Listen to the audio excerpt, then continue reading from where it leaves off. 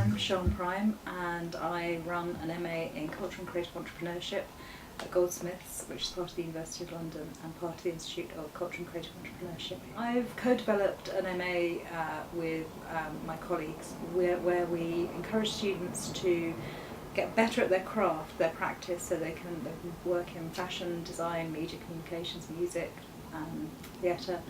But at the same time as that, we work with them so that they can understand the impact that they want to make, and we embed entrepreneurial thinking into their creative processes so that as they make a transition from the MA out of academia, they're fully equipped, we hope, to be able to make creative work but also turn it into a commercial product.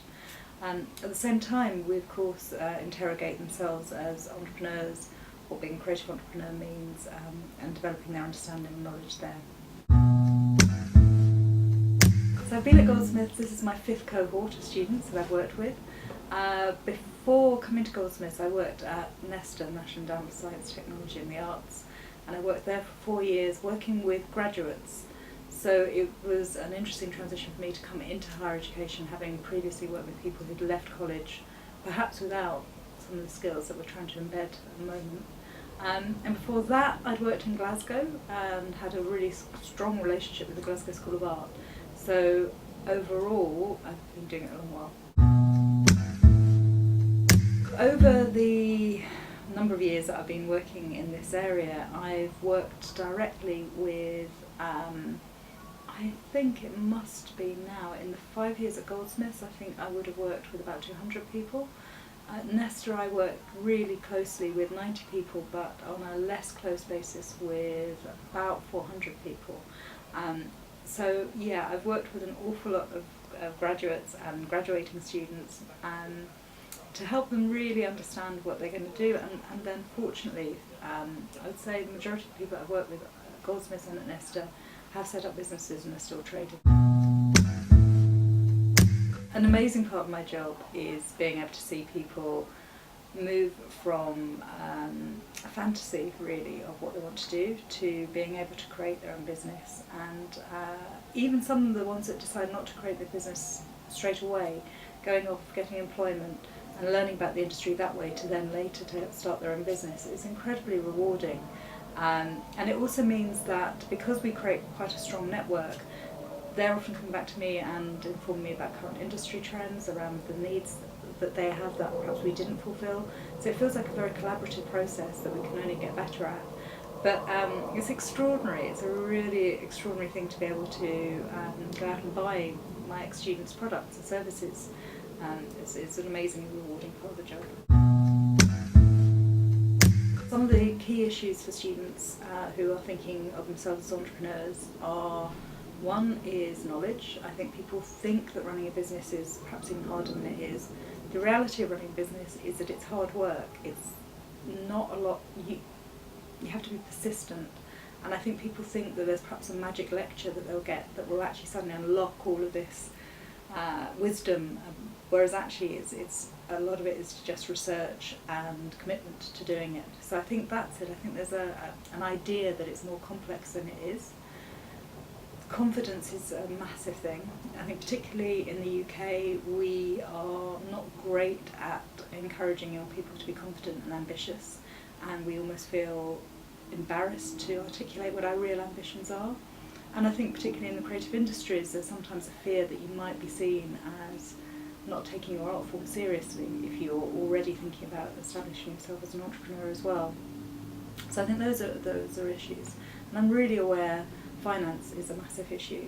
However, I almost feel like when you're a student, why not carry on and start risking it at that point, because financially this is quite an interesting time to start thinking about generating your own income rather than perhaps just being worried about debt. If I were to think about things that really help students to succeed, I would say one is a really supportive network. And I think that's a network beyond your own art form, beyond your own peers. So I think it's a network of business advisors, of academics, as well as your own peers. So I think not getting lonely and feeling isolated is a huge thing. And I think I think the other key thing is having students finding somebody who believes in what they want to do, and then will mentor them through it, so that you can admit when you run out of knowledge or you can run out of confidence, that there's somebody there that can support you at that point. I think there's a lot of myths about entrepreneurship, and I think students, not just students, anybody thinks that somebody is just going to give them that one bit of information that's going to suddenly uncrack everything and unlock it. But actually, the honest silver bullet is, it's just hard work. It's a lot of hours work, and a need to keep your own faith in yourself and your own self-confidence while you find your market, rather than if I find the book that tells me how to do it. It's actually just, a lot of it is trial and error, and asking for advice when you need it. One bit of advice would be, I want to say just do it, but that sounds trite. So I'm going to say, do it and learn from your mistakes, and be really prepared to make mistakes, and be prepared to very quickly respond to the feedback you're getting. Now that might mean you have to hold your nerve sometimes, because quite often young people I meet have ideas that are genuinely ahead of the market. So give the market time to catch up with you. But also, if it's not going right, stop and reconsider and see your new options, and then start again.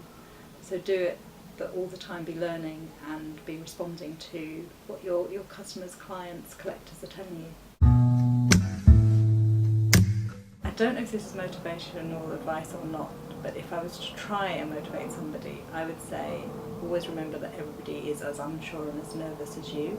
It's just some people are better at hiding it. So you might feel you're unconfident, but actually probably the other people are as well. So really just find somebody you can talk to about that side of it, probably in a pub, but then go to the events, present your ideas, because otherwise it just stays in your bedroom, and that's no fun.